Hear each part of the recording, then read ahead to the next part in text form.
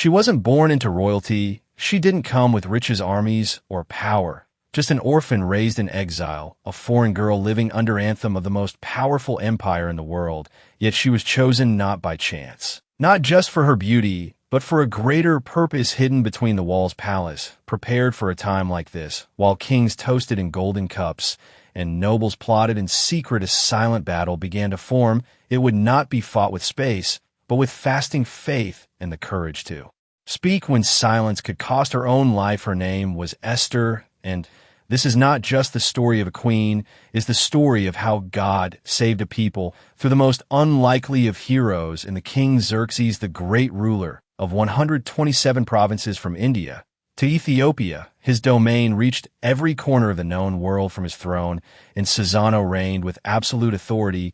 To show his wealth and glory, Xerxes organized a majestic banquet that lasted 180 days, bringing together noble princes and commanders from all over. When these 6 months ended, the king opened the palace gates to everyone in Susanoo, organizing a 7-day banquet in the Jardim courtyard. Wine was served generously without restraint. Meanwhile, the Vasti queen organized a separate banquet for the women inside the palace. But on the 7th day, when the king was merry with wine, he a proud demand that the Vasti queen be brought before the guests, so that they could admire her beauty. Dress refused, she would not perform before a crowd.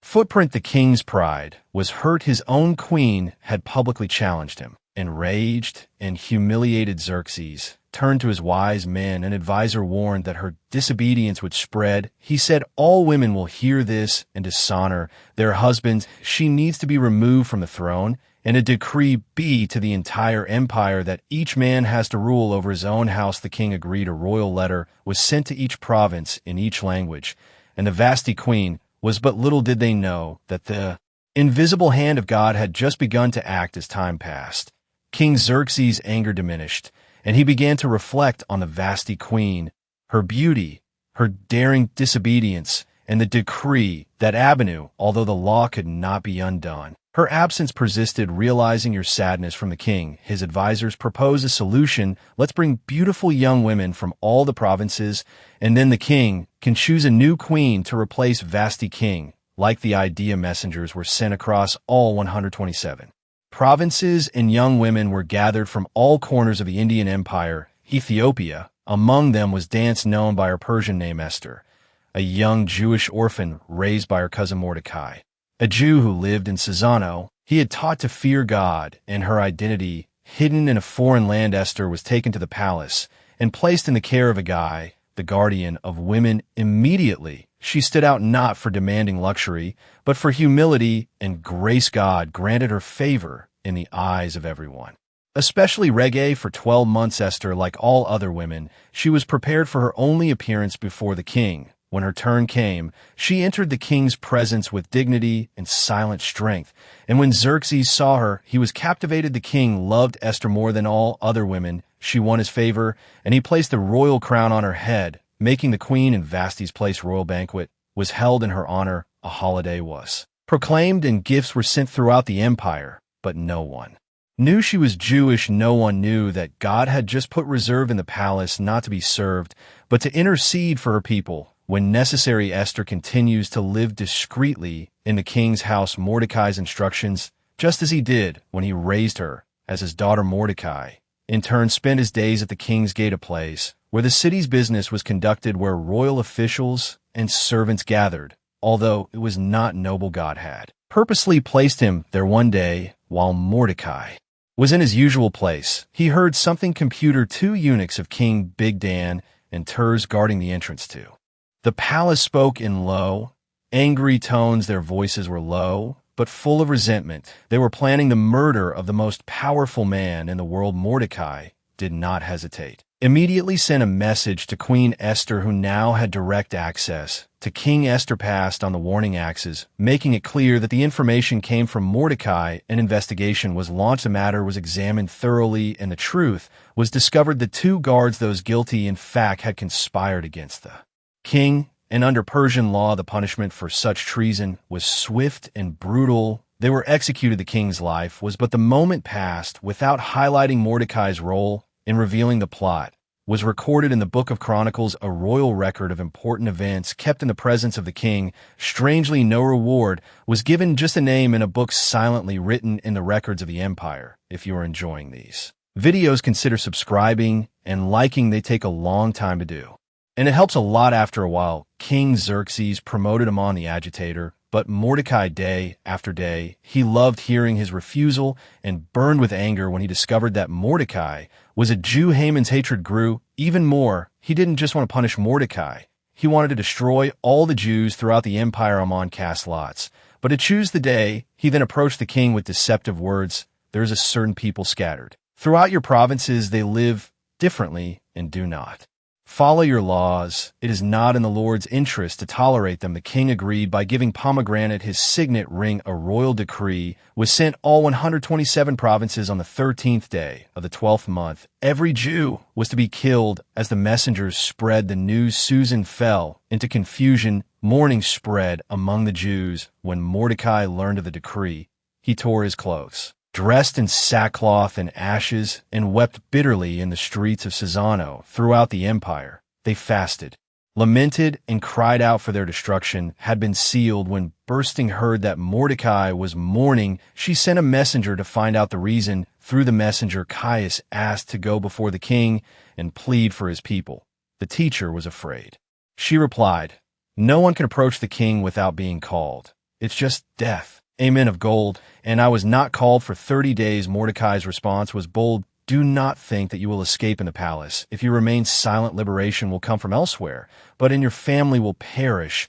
And who knows, maybe you were made the queen for a time like this." Esther's fear gave way to faith. She replied, "Go gather all the Jews in Caesano fasting.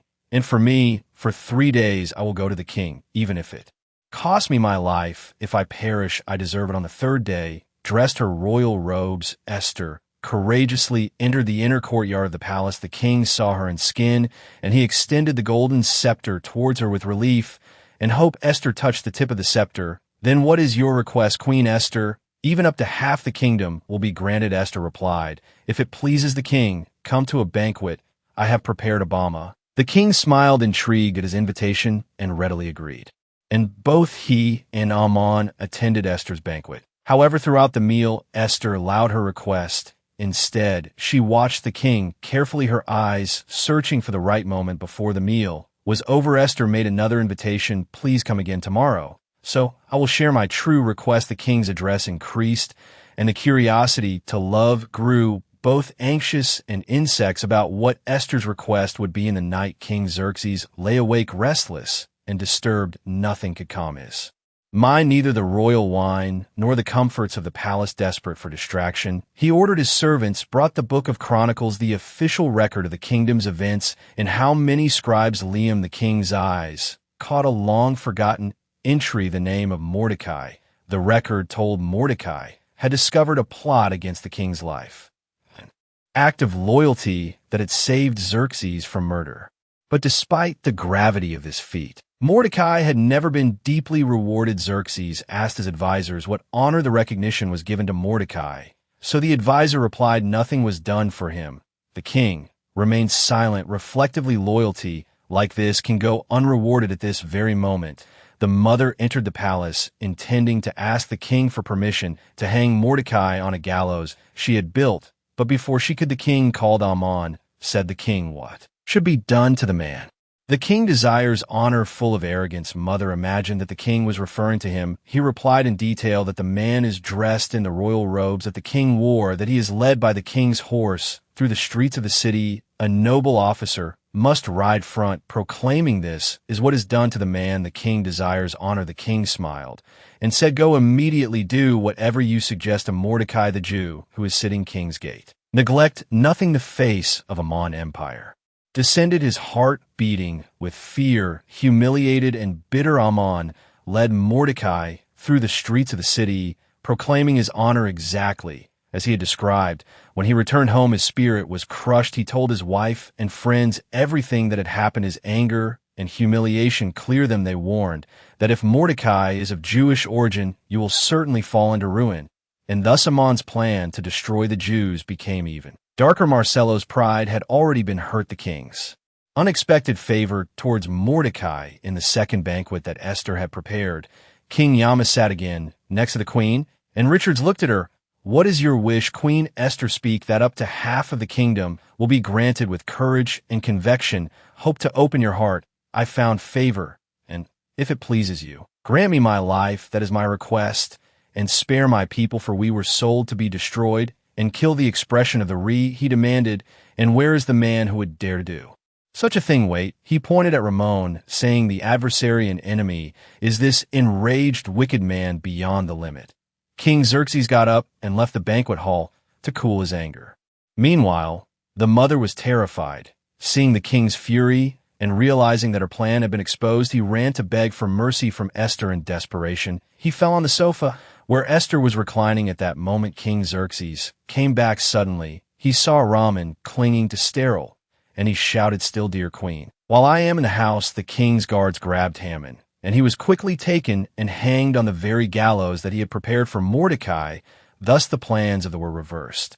In a single instant, and justice was done. After the mother was hanged, King Xerxes gave all his property to Queen Esther. She in turn appointed Mordecai over her. The king also removed his signet ring, which had previously been given to Raman, and placed it on Mordecai's hand, granting him royal authority. The danger was not yet over. Amon's decree was still law. In Persia, a royal charter sealed with the king's ring, it could not be revoked, even by the king himself. Day of destruction against the Jews still loomed on the calendar. So Esther again approached the king, this time not for her life, but for the lives of her people. "How can I bear misfortune befall my people?" she begged. The king Xerxes granted permission for a new decree to be written. Mordecai quickly summoned the royal scribes and wrote, "In the name of the king, the Jews in each city, they have the right to assemble and defend themselves. They can destroy anyone who attacks them and take the goods of their enemies, if necessary." This decree was sent quickly. All 127 provinces in every language sealed with the king's ring. As it spread, hope was restored where there had been lament, now saw light and hope on the appointed day. The Jews rose up united throughout the empire with royal protection and new courage. They rose up and defeated their enemies. In Susan 800 Ada, they were killed, including the 10 sons of Ammon, notorious men who had supported their father's evil plans, and who were later hanged at the request of Esther. Esther also asked for another day of succor, and the king granted. Throughout the empire, 75,000 enemies were defeated, yet the Jews were not willing. Their fight was not for greed, but for survival. It was a day of greed. It was a day of justice. When the battle ended, the people rested, and what began as a day of fear became a day of victory and celebration. To remember, the Jews instituted an annual celebration called Purim, named after the lots. But Yaman had launched to plan their destruction, now a symbol of God's reversal. Every year on the 14th and 15th of Adar, they celebrated. They would rejoice. They would send gifts to each other, and they would give generously to the poor. On a day that was once marked by death was a day in life. Mordecai was honored throughout the empire, dressed in royal blue and white. The second most important behind only King Xerxes.